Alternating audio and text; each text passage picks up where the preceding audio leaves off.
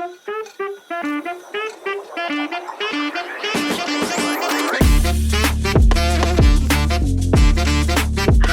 welcome to On the Pulse, our new podcast hosted by yours truly, Hoop Nursing, part of the Hoop Recruitment family. We will be hosting a series of 8 episodes, each looking at different perspectives within healthcare, hearing directly from health professionals working in the field. So our first episode today is with our very own hoop nurse, Rhian Smith. So re-qualified as a registered general nurse in 2009 and went straight into the private sector, nursing and managing a nursing home for young adults with complex clinical needs.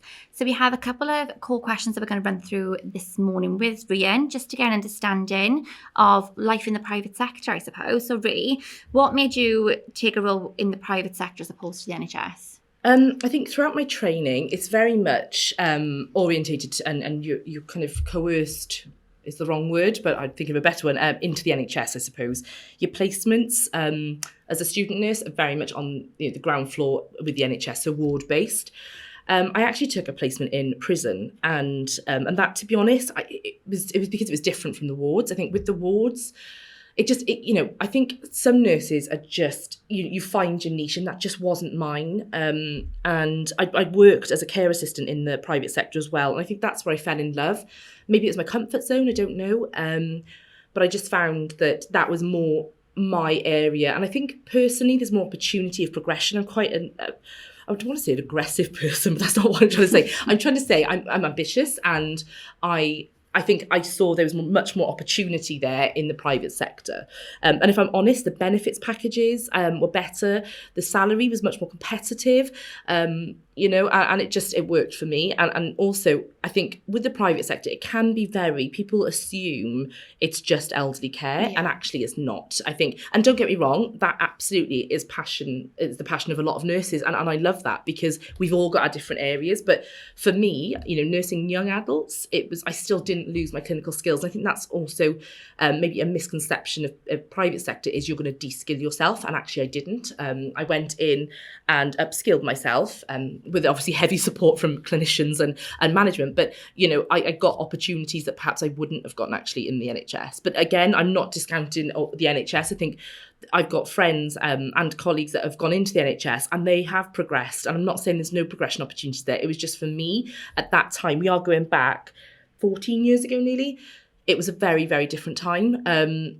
So I think, I don't want people to listen to this and think Rhian is being negative towards it. I'm not at all. And I think it's just the private sector was where I went, and I found myself doing care assistant work and then working alongside my training. We used to have to do the 5 days a week during training. Now I know it's 3 because I did 12-hour shifts. But when I did mine, it was 5 days a week, 7.5-hour shifts on the wards, when you're on placement.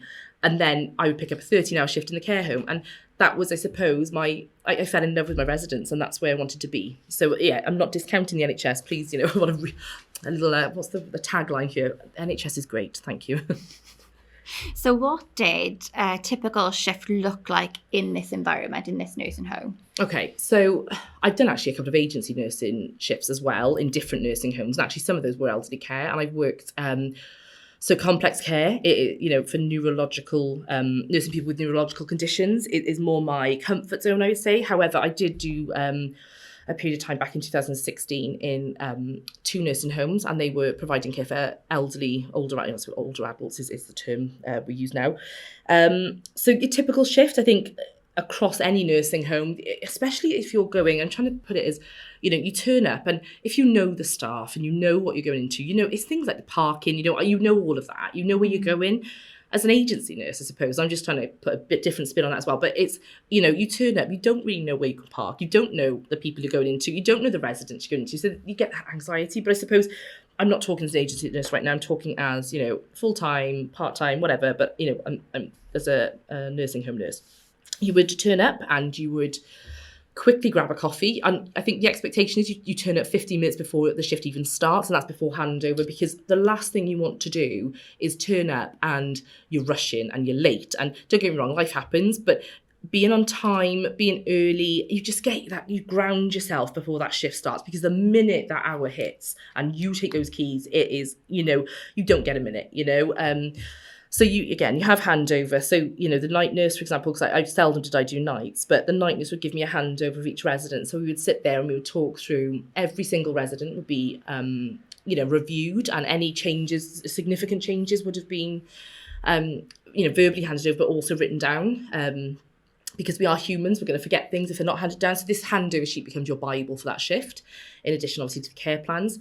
We would then, obviously, anyone who was unwell, acutely unwell, out of their norm, you would go to them first. That would be kind of my first point of call, right? Who is the most vulnerable at this moment in time that needs me to go there straight away? You assess, your staff team, you make sure the skill mix is correct. So you could have somebody's allocated you staff, which is fine, but actually the mix, your skill set is missing. So you just make sure everything is, in place. Then you could have staffing level issues. So you could have somebody's called in sick, but say on a general kind of day, you've got a full complement. Everyone knows where they're going. You could have some agency staff and they're fine. Everyone knows what they're doing. So communication in that handover is really vital, because as a nurse in charge, you are absolutely in charge of that shift. You are fundamentally responsible for every single person in that building. If anything goes wrong, they come to you looking for calm, looking for a plan, looking for how to help. So, you are looked at and you need to take that control of that shift. So then you would, to be honest, 9 times out of 10, meds would be the first thing you do. So you would go to the treatment room, we're going back now, but it would be get the trolley, you would make sure everything's on there, you've got your squash, you've got your, everything that you need basically then to go and do your medication round. Excuse me, I do have a cold, apologies. So I think with that, you dish out the meds, that sounds dreadful, but you give people meds as prescribed and written down. And, that sometimes takes a lot longer depending on, people you care for are people, they're human beings. We all have different moods when we wake up. Sometimes people don't want to take the meds, so you'd have to navigate them to do so. But if they don't want to, then they've got rights, and then it takes, anyway, I'm not going to digress. Point is, you where possible, you would give as many people their medication, and you give everybody their medication as prescribed. So that'd be the first task, and that can take between 2 to 4 hours sometimes, depending on, what comes in. You could have the doctor then ring up if somebody's unwell. You've got a communication book that we used to look at, and it would be things, that maybe the team leaders have handed over. Someone maybe hasn't wanted a bath for 3 or 4 days. We've got an issue here because they're going to get sores, or they're going to, so that needs to be followed up. So there's all these appointments then to be followed up, making sure, Joe Bloggs is up ready to, for his ambulance transport to turn up and make sure that he's able to go to his appointment, because it could be chiropody, it could be diabetes clinic, it could be anything that they have, but it's so important, all of those things. So you actually, as a nurse in a nursing home on that shift, you are responsible fundamentally for, 30 people. It was with us. And we did sometimes had a morning nurse on with us.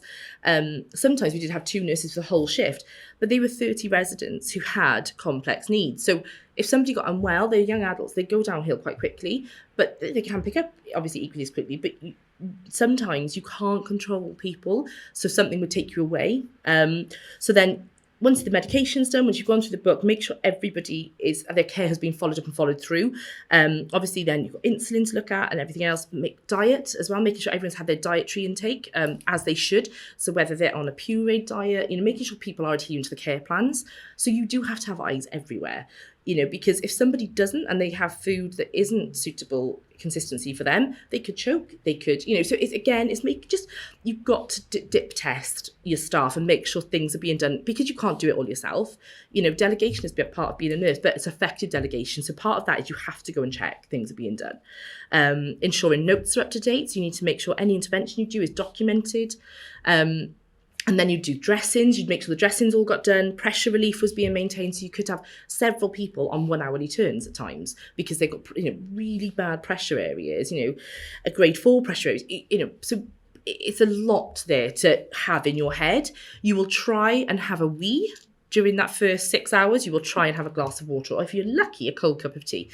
Then you would make sure that care staff have their breaks, because they need to.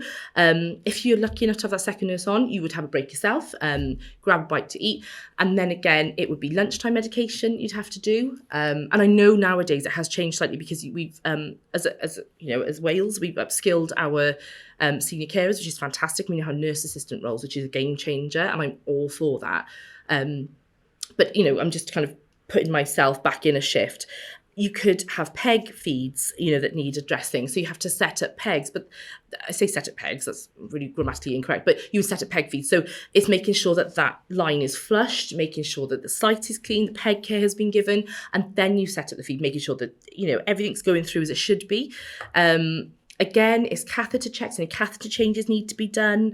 Anybody on end of life, if making sure throughout all of that so far that person is comfortable and happy. Relatives, you could have relatives in, they've got questions and answers, and they want answers, sorry. And that I suppose then takes us to tea time meds. But again, making sure that insulin is done, making sure people are eating in line with their insulin. It could be, and then anything comes up in between. You could have care standards walk through the door. You could have a physio walk through the door. You could have a dietitian. You could have a social worker, and then you deal with all of that as well. And then you've got to make sure that the staffing is okay and adequate for the night shift and everything else in between. So I suppose when you leave, and then you've got to hand over as well then to the night nurse, but also I'm one of those nurses, and not everybody's like that, because, I like everything clean at the end, I think.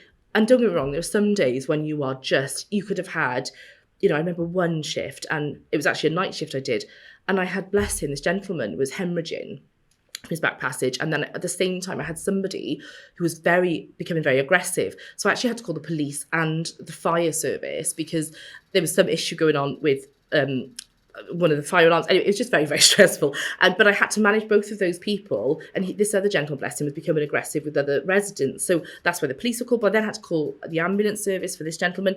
So you have to be in a bazillion places at once. But the thing is, you have to be like a duck. So your feet under the water are going like the clappers. But actually, you have to be calm because that staff team needs you to be calm. So if you're not calm, they're going to panic and everyone then becomes ineffective. So it's just being confident in what you're doing, taking a breath. Right, here we go, plan of care. So in essence, that is a bit of a 12-hour shift for you. Sorry, that's a very long answer. You've kind of touched on it briefly, but, given the nature of this role, how important is it to have a trusted staff team? Oh my goodness, that is everything. Absolutely everything. And gosh, even now I look back to some of those shifts, even just that one I talked about with the bless the gentleman who was hemorrhaging. My night staff on that shift were just absolutely crucial. Care staff are not given the recognition that they deserve. They are, don't get me wrong, and I think, but you get that with nurses, you get with every profession, you get people that do, I suppose I'm going to be honest, some perform far better than others. And I think, now we've got Social Care Wales registration in place, it is going to, there is a baseline expectation of care staff now, which I think is great. But a lot of these care staff already working are far, that they perform and excel in their roles, and they know your residents better than anybody. So to have somebody who knows what they're doing, who can do manual handling and moving and handling safely, and you can trust that they can do that because they've demonstrated that to you, whatever, their tenure, but I say tenure, maybe, they could be there 20 years and they're not doing something right, so it doesn't, but the team is absolutely the core of that shift. If you get that wrong, and you've got the wrong people with you, that just adds to your stress levels. Obviously, you've got your very busy shift, you've got your trusted staff team. During your career, what would you say were your biggest challenges? Oh gosh, how long have you got? Episode 3, 4, and 5. Okay, so for me, I think I am very emotional, not emotionally inappropriate, but I am, I love my residents, I love my patients, and there are obviously professional boundaries, I'm not saying that, but I found it very challenging, if I'm honest, with young adults in particular. My biggest challenge was knowing that I couldn't fix them. And I really struggled. And seeing someone that you have cared for maybe 6 years deteriorate and pass away, I think that never gets easier. And I think I could look back at, during my training, I find that bit, don't get me wrong, I've held the hand of, I'm just thinking now of one older lady, bless her. I mean, she was well into her late 90s, but didn't have any family. And she was, I remember exactly the bedroom, that's the thing, you don't forget these details. And I held her hand as she took her last breath. And it's such an honour to do that. But equally, it broke my heart a little bit, you know. I think that's probably my biggest challenge. Don't get me wrong, there are days when there's physical or environmental challenges like the snow, or, you know, your staffing levels have dropped through the arse, you know. But I think for me, it was, especially with the younger adults, going back to that piece, you know, these people, you know, I remember there was one lady and she was talking to me about her not watching her children grow up. And I didn't have children at the time. And I found it difficult then. And I still think about that conversation, because her daughter was 5. And I remember exactly where we were. And I phoned my mum after that. I didn't give details, obviously, with confidentiality, I would never. But I just cried. And I just had to let it out, because I was so heartbroken by that. And that lady did pass away.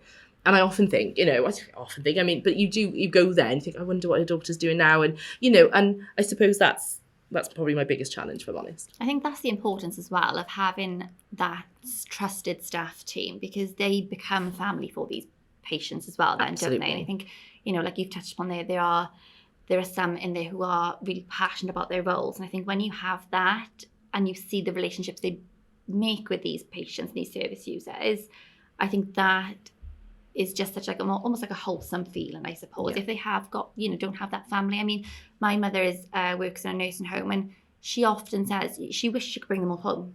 She says, you know, you make such strong professional relationships with these service users, but some of them don't have family. And I think when you know you've got a trusted team there who are there for the right reasons, the point, it's a bit easier to reconcile them, because you know that service user is in the best possible hands with people who are, you know, have their best interests at heart. So I think, you know, that's another layer, I guess, of the importance of that trusted staff teams, having the right people there with the right values, morals, and they're there for the right reasons. And that reason is to care for those, you know, those individuals. Absolutely. So obviously we've touched on the challenges, but what would you say were your highlights? Oh gosh, again, and this is the lovely part of the job, you know, nursing it's a bit like a lovable rogue, you know. You don't want to love it because it's bloody hard work, but you do, and you just, you know, oh, my residents are just everything. I mean, I did have one gentleman who, my maiden name is Eccleshare, and he used to sing a song that is way beyond my years. I just want to put that out there now.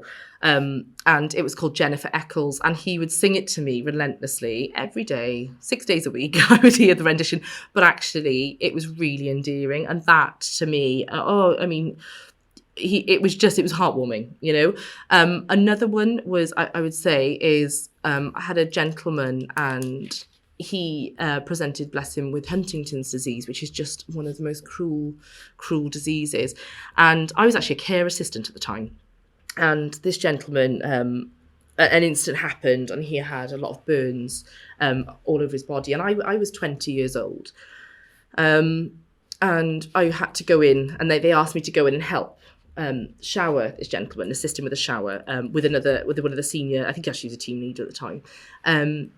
And he said, would I go in, because he knew that this resident had taken a shine to me, and not in an inappropriate way, but just in, you just bond with people. And do you know what, that just showering him, I was just so gentle, because I thought those burns, you know, it was, but that person, I've actually still got a little gift, a Christmas gift that his mother gave me. I mean, bless him, he passed away many years ago now.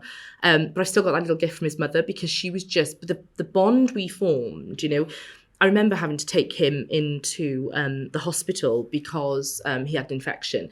And I went in the ambulance with him. He's really unwell.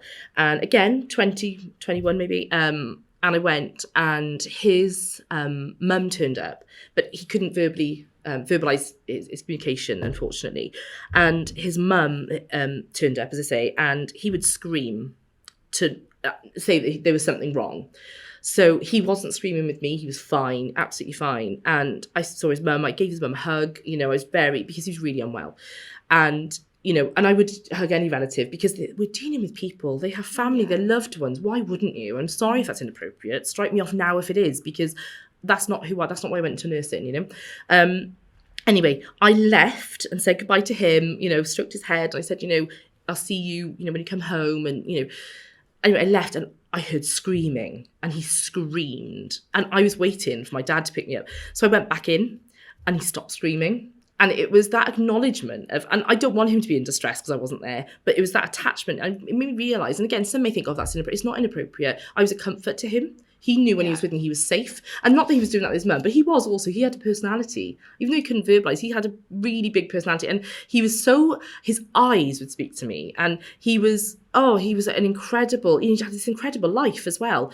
He was in the army, in the forces, and he'd had this whole life. And I'd, go through pictures and, he'd ask me, and it's kind of, indicate, and his mum would say, look at this. And that was his history, that was his story. And I was so, I suppose, I just thought, what an incredible man dealing with what he's dealing with, and just a wonderful human. And so when he was screaming for me, I knew it was he consciously was doing it. So it wasn't, and that was really, for me, that was the kind of, for me, it was the final puzzle piece of, right, you're going to go and be a nurse now. You have to be a nurse, And I started my training then just after that, because I had to, I think maybe I could have even been 19, 20, to be honest. I think I started my training at 20, and it was just before. And honestly, that was a real highlight for me. I know that sounds awful because he wasn't suffering. He wasn't in pain screaming. Oh my God, that sounds awful. But it was because he wasn't happy that I was there. So for me, it was that in realising that day that, oh my God, I've made an impact on someone's life that I didn't even realise I could, and that, yeah.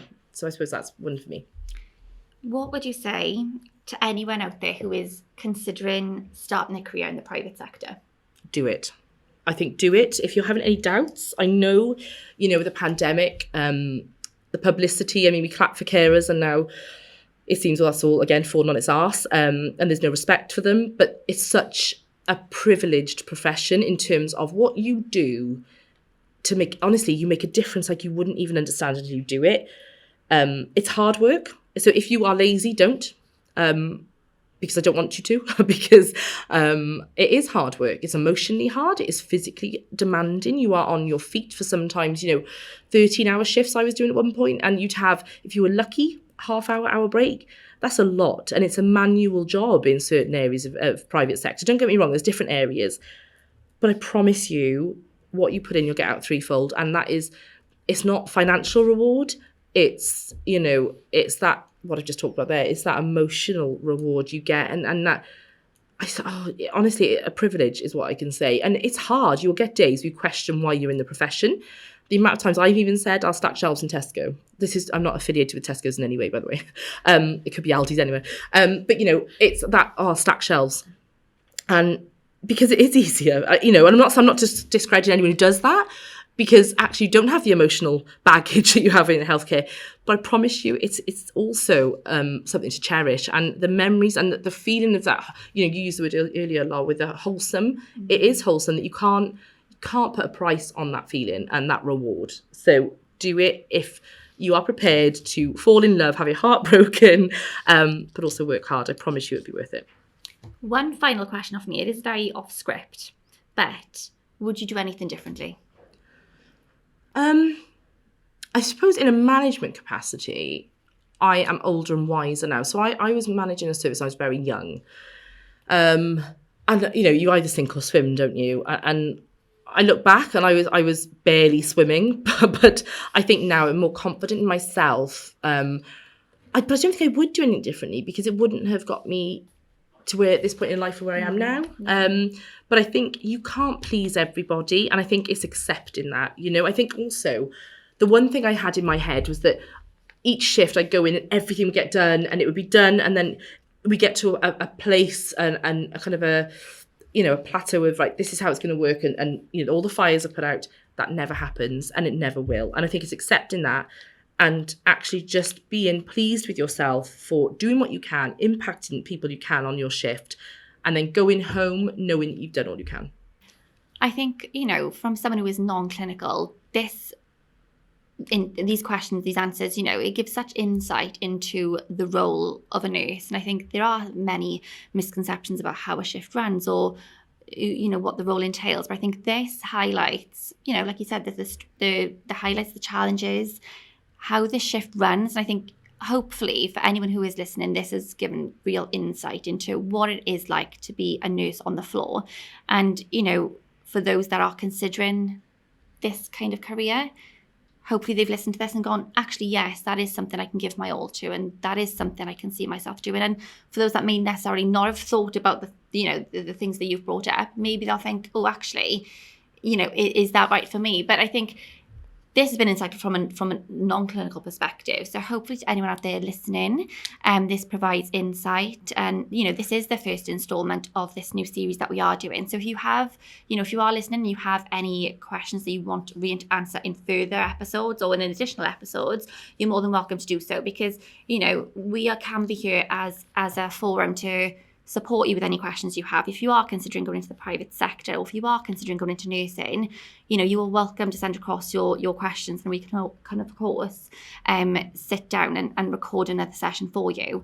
Over the course of this series of the 8 episodes, we will be bringing in professionals from areas including the NHS, so ITU. We'll be looking at more private sector roles, and we'll be looking at the well-being of healthcare staff as well. So we're hoping you're going to find these episodes insightful, informative, and as Lauren said, if there are any questions at all, get in touch with us. Our details will be on the link with this post, but please, review us, let us know any thoughts and feedback, and if anything we've missed, maybe, we welcome feedback, and we just really hope you took something from this episode, and thank you so much for listening.